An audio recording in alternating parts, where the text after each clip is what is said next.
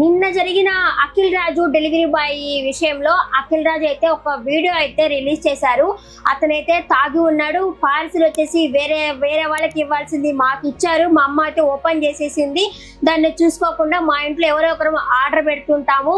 మాకు ఎప్పుడు ఇట్లాంటి కండోమ్ ప్యాకెట్లు, సిగరెట్ ప్యాకెట్లు అన్నీ వస్తుంటాయి. అడ్రస్ మార్చుకొని ఆయన అయితే తాగున్నాడు. ఈ విధంగా జరిగింది. నేను కొట్టడానికి పోయినాను. మీ అమ్మనంటే మీరు ఊరుకుంటారా? ఆయన మా అమ్మని అన్నాడు కాబట్టి కొట్టడానికి పోయినాను అని చెప్పైతే ఆయనైతే వీడియో పెట్టడం అయితే జరిగింది. నాకు ఒక డౌట్, అడ్రస్ మార్చి వస్తున్నప్పుడు రెగ్యులర్ గా కండోమ్ ప్యాకెట్స్, సిగరెట్ ప్యాకెట్స్ అవన్నీ వస్తున్నప్పుడు వాళ్ళకి చెప్పాలా, మీరేంది మీ ఇంటికి రావాల్సింది మా ఇంటికి వస్తున్నాయి అని వాళ్ళని అడుగుండాలా. పోనీ ఫుడ్ వచ్చింది కదా, ఆ ఫుడ్ మీద పేరు అనేది ఉంటుంది కదా, ఆ పేరు తెలియకుండా ఎలా తీసుకున్నారు, ఎలా ఓపెన్ చేసుకున్నారు? ఇంట్లో నలుగురు ఉన్నప్పుడు నలుగురిని అడుగుతాం కదా, నువ్వు ఆర్డర్ పెట్టావా అని అడుగుతాం కదా. అది వేరే పేరు లేనప్పుడు ఎలా తీసుకుంటారు? పేరు ఉంటేనే కదా తీసుకునేది. అప్పుడు ఇంట్లో వాళ్ళు అడుగుండాల్సింది. వాళ్ళు ఓపెన్ చేశారు. ఓపెన్ చేసినప్పుడు వాడు చెప్పారు అని చెప్పేసి అయితే మాట్లాడుతున్నాడు. నిన్న అగ్రెసివ్ ఏమో ఆయన్ని కొట్టడానికి పోయిందే కనిపించింది. అక్కడ డెలివరీ బాయ్ అయితే తాగినట్టేం అనిపించలేదు. వాళ్ళ అమ్మేమో తూ అని ఊచినట్టే అనిపించింది. ఫస్ట్ నిన్నేమో బాగా అగ్రెసివ్ అయ్యి బాగా ఇదైపోయాడు. ఇప్పుడేమో కొంచెం తగ్గి మాట్లాడుతున్నాడు. నిన్ననే అదే ఆ కోపాన్ని తగ్గించుకొని కంట్రోల్ చేసుకొని మాట్లాడుంటే ఇంత గొడవ వచ్చేది కాదు అని నా అభిప్రాయము. మీరు కూడా ఆ వీడియో విని మీ ఒపీనియన్ని మీరు చెప్పచ్చు. అందరికీ నమస్కారం అండి. నా పేరు అఖిల్ దుద్యమారి. నిన్న మధ్యాహ్నం నుంచి ఒక వీడియో సర్క్యులేట్ అవుతుంది కొండాపూర్ జోన్లో. ఒక డెలివరీ అబ్బాయి రమేష్ అఖిల్ అనే ఒక అబ్బాయి మా ఎదురుగా ఉన్న ఒక ఫ్లాట్లో, చేలం రెసిడెన్సీ అనే ఫ్లాట్లో 201లో ఇవ్వాల్సిన పార్సల్ అరుణ రెసిడెన్సీ 201లో ఇచ్చాడు. అక్కడ డెలివరీ అడ్రస్ మీద వెరీ వెరీ క్లియర్గా రాసింది ఏంటంటే ఆపోజిట్ టు అరుణ రెసిడెన్సీ 201. నేను కావాలంటే మీకు ఆ లింక్, ఆ ఫోటో కూడా నేను మీకు పెడతాను. సో అది క్లియర్గా ఉంది. సో మా ఇంట్లో మధ్యాహ్నం పూట ఏంటంటే ఇంట్లో నలుగురిలో ఎవరో ఒకరు ఆర్డర్ చేశారని చెప్పి మా నాన్న, ఆ అబ్బాయి వచ్చి డోర్ కొట్టగానే 201 అరుణ రెసిడెన్సీ అనగానే మా నాన్న తీసుకున్నారు. ఇది మన ఇంట్లోనే పెట్టారా అని మా నాన్న అడిగే లోపే మా నాన్న చేతిలో పెట్టేసి ఆ అబ్బాయి వెళ్ళిపోయాడు. ఒక ఆర్డర్ డెలివరీ ఇచ్చే ముందు కన్ఫర్మేషన్ చేసుకోవాల్సిన అవసరం డెఫినెట్లీ ఉంటుంది అనేది నేను అనుకుంటున్నా. ఒక ఓటీపీయో లేకపోతే కాల్ చేసో లేకపోతే ఆ పేరేంటో కనుక్కొని క్రాస్ చెక్ చేసుకొని ఇది కరెక్ట్ డెలివరీయా కాదా అని ఇచ్చుకొని వెళ్ళిపోవాలి. ఓకే, ఆ అబ్బాయి ఫస్ట్ ఒక తప్పు చేశాడు. ఓకే, రాంగ్ అడ్రస్ ఇచ్చేసి వెళ్ళిపోయాడు. మా ఇంట్లో తెలియకుండా, మా అమ్మ తెలియకుండా ఆ కవర్ తీసి ఓపెన్ చేసి ఇంట్లో ఎవరు ఆర్డర్ చేసింది ఇది అసలు అని చెప్పి మా అమ్మ ఓపెన్ చేసింది, చూసింది. సరే ఇంట్లో ఎవరు ఆర్డర్ చేయలేదంటే అక్కడే పక్కన పెట్టేశాం. 20 నిమిషాల తర్వాత వచ్చాడు. ఆ అబ్బాయి కోసమే ఇవ్వడానికి అది పెట్టినాం. ఆ అబ్బాయి మా ఇంటికి అడిగినప్పుడు నేను ఆ అబ్బాయిని యాజ్ ఎ జనరల్ సిటిజన్గా, ఒక రెస్పాన్సిబుల్ సిటిజన్గా నేను అడిగిన క్వశ్చన్, బ్రదర్ మీరు అసలు క్రాస్ చెక్ చేసుకున్నారా అడ్రస్ అని అడిగితే ఆ అబ్బాయి చెప్పిన విధానం ఏంటంటే, లేదు నేను చూసుకోలే ఇచ్చేస్తా. ఆ అబ్బాయి తాగేసి ఉండి మాట్లాడుతున్న పదాలు అవి. అవును, లేదు చూసుకోలేదు ఇచ్చేసిన, నేను ఏంది ఇప్పుడు, ఏమవుతుంది ఇప్పుడు, అది ఇది అని మాట్లాడాను. అట్లా కాదు భయ్యా, నువ్వు మంచిగా మాట్లాడు అని మాట్లాడుతుంటే మా మమ్మీ అటు నుంచి వస్తుంటే ఇది కొంచెం ఓపెన్ అయింది, ఏమనుకోకటి తీసుకోండి అని ఇస్తుంటే వాడు ఏంది ఫ్రీగా వస్తే తీసుకుంటారా, ఏందే ఫ్రీగా వస్తే తీసుకుంటారా అని ఇట్లాంటి మాటలు మాట్లాడినాడు. యాజ్ ఎ కొడుగ్గా నా ఫ్యామిలీని రక్షించుకోవాల్సిన బాధ్యత నాకు ఉంది. ఒక రెస్పాన్సిబుల్ పర్సన్గా మా అమ్మనో లేకపోతే మీ అమ్మల్ని ఎవరైనా ఏదన్నా కూడా ఎవరు ఊరుకోరు కదండి. ఎవరి మీదకి నాకేమైనా పిచ్చా? ఆ అబ్బాయితోని నేను గొడవ పడితే నాకేమన్నా వస్తుందా? పోనీ నా కెరియర్కి ఏమైనా హెల్ప్ అవుతుందా? లేకపోతే ఆ అబ్బాయిని నేను హ్యూమిలియేట్ చేసి మాట్లాడితే నాకేం వస్తుంది? నేను ఒకప్పుడు డెలివరీ జాబ్లలో పని చేసుకుంటా ఎదిగి ఈరోజు హీరోగా అయినా ఉన్నాయి. నాకు ఎవ్వరి మీద కావాలని నెగిటివిటీ చేసి ఆ అబ్బాయిని హ్యూమిలియేట్ చేయాల్సిన అవసరం నాకు లేదు. నా సినిమాలో నేను సెల్ఫ్ రెస్పెక్ట్ గురించే చూపించిన. అట్లాంటిది ఒక అబ్బాయి సెల్ఫ్ రెస్పెక్ట్ చేయాలని నేను ఎందుకు అనుకుంటా? ఆ అబ్బాయి మాట్లాడిన విధానం తప్పు.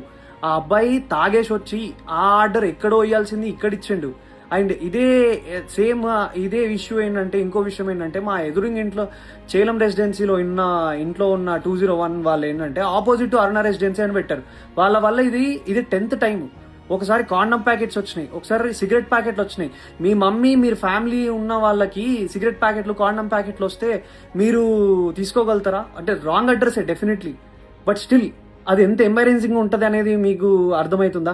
నా మీద అందరు సోషల్ మీడియాలో నిజమేంటో, నా సైడ్ నుంచి ఉన్న స్టోరీ ఏంటో తెలుసుకోకుండా అందరు నా మీద నెగిటివ్ కామెంట్స్ కొడుతున్నారు.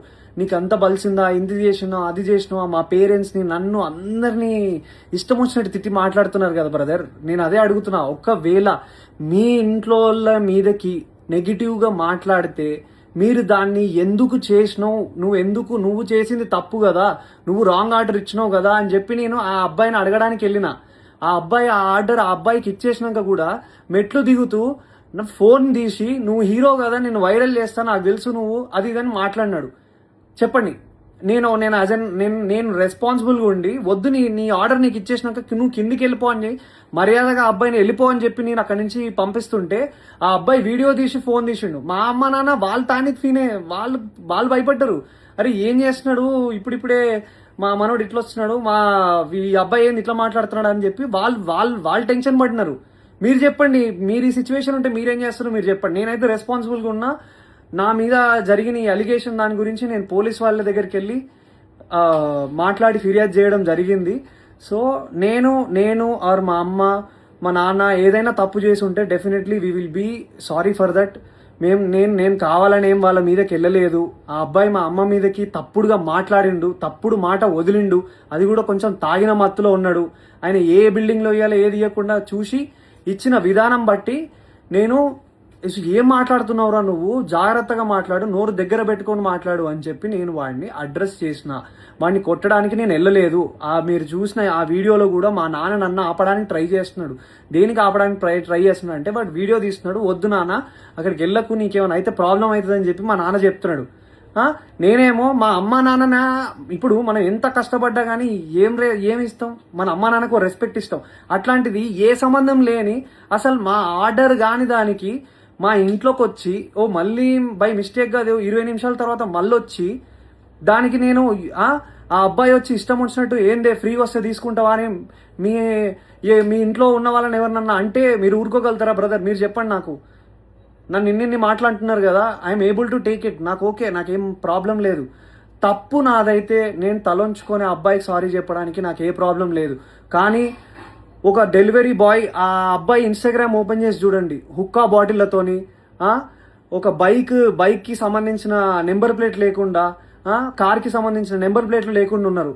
అలాంటివి ఫోటోలన్నీ పెట్టుకొని, హుక్కా ఫోటోలు పెట్టుకొని ఇవన్నీ చేస్తున్న అబ్బాయి, ఒక డెలివరీ అబ్బాయి చాలా ఇన్నోసెంట్ అని మాట్లాడుతున్నారు కదా. ఆ అబ్బాయి తాగొచ్చిండో ఏం చేసి వచ్చిండో ఎవరికి తెలుస్తుంది? ఎవరు దాన్ని తీసుకురాగలుగుతారో చెప్పండి. నేను రెడీ ఉన్నా. మీరు ఏదంటే అది చేయడానికి నేను రెడీగా ఉన్నా అందరికీ. And once again I request all the media and every one people, నేను ఒక మధ్య తరగతి మిడిల్ క్లాస్ కుటుంబంలో నుంచి వచ్చిన అబ్బాయినే. నేను డెలివరీలు చేసుకొని బతికే వచ్చిన. అట్లాంటి మా అమ్మ మా నాన్న డెలివరీ అబ్బాయిలు వస్తే మజ్జిగిచ్చి పండ్లిచ్చి పంపించిన రోజులు కూడా ఉన్నాయి. మా అమ్మను ఒక మాట అన్నారు, అది తప్పు, అబ్సల్యూట్లీ తప్పు. అది అలా అనడం ఏది కూడా కరెక్ట్ కాదు. అండ్ ఒక సైడ్ డెలివరీ అబ్బాయి నా మీద ఊసింది, నా మీద అన్ని అలిగేషన్స్ చేస్తున్నారు కదా. సీసీటీవీ ఫుటేజ్ ఉంటుంది కదండి, ఆ సీసీటీవీ ఫుటేజ్ తీసుకోండి. అది కూడా చూసుకొని అప్పుడు మీరు మీడియాలో సర్క్యులేట్ చేయండి. అఖిల్ నిజంగా బలుపెక్కి కొట్టుకుంటున్నాడా అని అప్పుడు వేయండి సార్ మీరు స్టేట్మెంట్లు. అప్పుడు వేయండి సార్ మీరు ఇలాంటి మాటలన్నీ ట్విట్టర్లో మాట్లాడుతున్న ప్రతి మాటలు. ఇప్పుడు కాదు కదా సార్, ఇది తప్పు కదా. ఒక విషయాన్ని కరెక్ట్గా అది నిజమా కాదా అని తెలుసుకున్నాక ఒక ఆరోపణ వేయండి సార్. నేను 100% తప్పు చేస్తే నేను ఆరోపణ తీసుకోవడానికి నేను రెడీగా ఉన్నా. కానీ నేను తప్పు చేయకపోతే నా ఇన్స్టాగ్రామ్లో అండ్ నన్ను డిఫేమ్ చేయడానికి ట్రై చేస్తున్న అందరికీ ఏం ఆన్సర్ చేస్తారు సార్? ఏం ఆన్సర్ చేస్తారు? ట్విట్టర్లో ఉన్న వాళ్ళైనా ఆ పేజెస్లో నుంచి ఒక స్టోరీ, ఒక డెలివరీ అబ్బాయిని ఊరికే సరదాగా నాకేం అవసరం సార్? ఒక హీరోగా ఉండి నాకేం అవసరం? ఒకసారి ఆ డెలివరీ అబ్బాయి జోలికి వెళ్తే నాకేం వస్తుంది సార్? ఆ అబ్బాయి ఏమనకుండా అంటే నిప్పు లేని పొగ వస్తుందా సార్? చెప్పండి, మీరే చెప్పండి సార్, నాకు అర్థం కావట్లేదు. ప్లీజ్ ఈ విషయాన్ని మీరు దయచేసి అందరూ అర్థం చేసుకోండి. నేను ఏ తప్పు చేయలేదు.